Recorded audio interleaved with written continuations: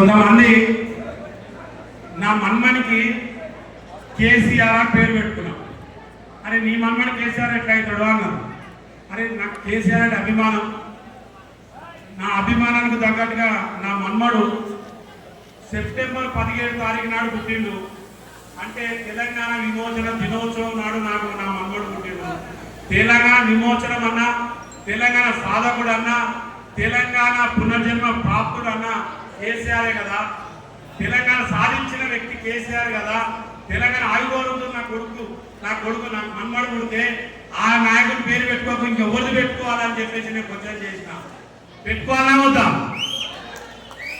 కేసీఆర్ నా మన్మడు అంటే ఎట్లా వస్తా ఏ పేరు అనొచ్చు? కుర్మ చరణ్ రాజ్. నేను కుర్మ కమ్యూనిటీ, నా మన్మడు చరణ్ రాజ్, కుర్మ చరణ్ రాజ్ కేసీఆర్.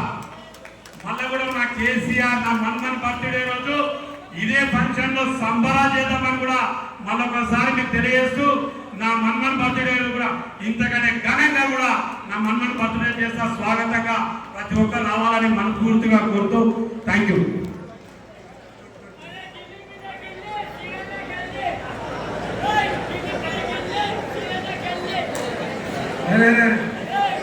అప్పటికి మీరు రావకండి మిత్రులారా. సీనన్న మనోడికి కేసీఆర్ గారి పేరు పెట్టినందుకు వారికి ఇప్పుడు మనం అందరం ఎదురు చూస్తున్నాం. దయచేసి మీరు రావకండి అమ్మ. కేటీఆర్ గారు ఉపన్యాసం కోసం మనందరం కూడా ఎదురు చూస్తున్నాం.